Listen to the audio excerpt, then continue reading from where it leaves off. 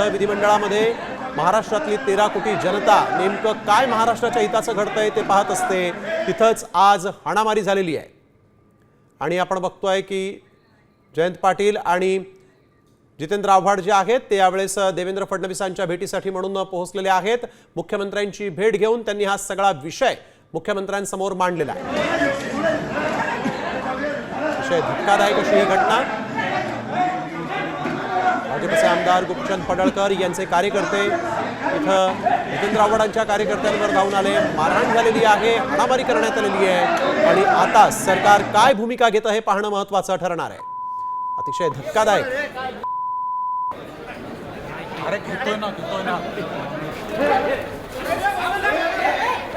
विधिमंडळामध्ये आपण बघतोय कशा पद्धतीनं हालचालींना वेग आलेला आहे आणि घडामोडींना वेग आलेला आहे।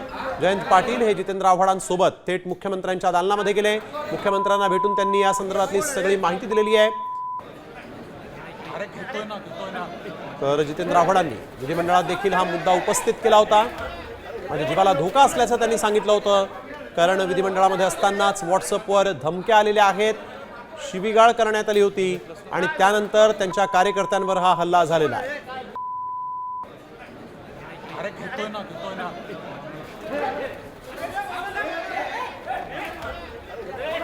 धक्कादायक अशी ही घटना। विधिमंडळाचा आजचा हा दिवस आपण बघतोय जिथं महाराष्ट्रातले जे नागरिक आहेत ते काय नेमका हिताचा कायदा होतो, काय नेमकी हिताची चर्चा होते याकडे नजरा लावून बसलेले असतात। तिथंच अशा पद्धतीनं या गुंडांनी हाणामारी केलेली आहे। हे कार्यकर्ते म्हणावे का गुंड म्हणावे असा प्रश्न उपस्थित झालेला आहे। खुद्द माजी मुख्यमंत्री उद्धव ठाकरेंनी देखील हे लोक कार्यकर्ते होते की गुंड होते असा सवाल उपस्थित केला आहे आणि त्यांनी थेट मुख्यमंत्र्यांना या प्रकरणी कडक कारवाई करण्याची मागणी केलेली आहे। तसंच हीच मागणी करण्यासाठी म्हणून जितेंद्र आव्हाड आणि जयंत पाटील हे मुख्यमंत्र्यांच्या भेटीला त्यांच्या दालनामध्ये गेलेले आहेत।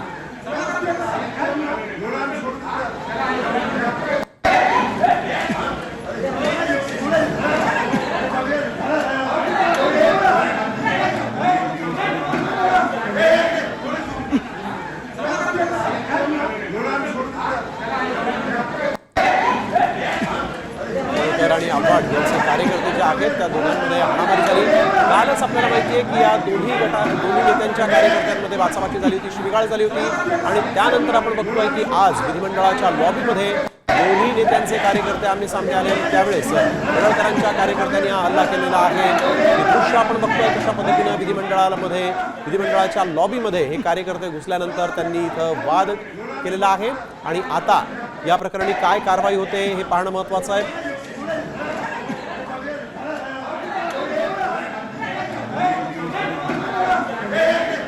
बाहेर गेलो होतो, मलाच पाहण्यासाठी आले होते सगळे। म्हणजे विधानसभेमध्ये विधिमंडळाच्या पायऱ्यांवर भवनामध्ये आमदार सुरक्षित नसतील तर कशाला राहायचं आमदार?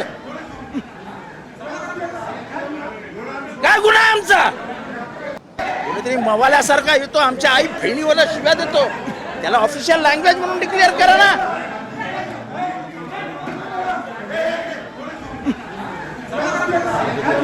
हाणामारी झाली आणि त्यानंतर मात्र इथे घडामोडींना वेग आलेला आहे। जितेंद्र आव्हाडांनी हा सगळा घटनेचा जो प्रकार आहे, ही जी हाणामारी आहे या संदर्भात आवाज उठवला आणि विधिमंडळाच्या दोन्ही सदनामध्ये विधान परिषदेत देखील आणि विधान भवनामध्ये देखील या प्रकरणी चर्चा घडवून आणलेली आहे आणि आता सरकारच्या कारवाईकडे लक्ष लागेल। आता isakal.com आहे देशातील नंबर 1 ची मराठी न्यूज वेबसाईट।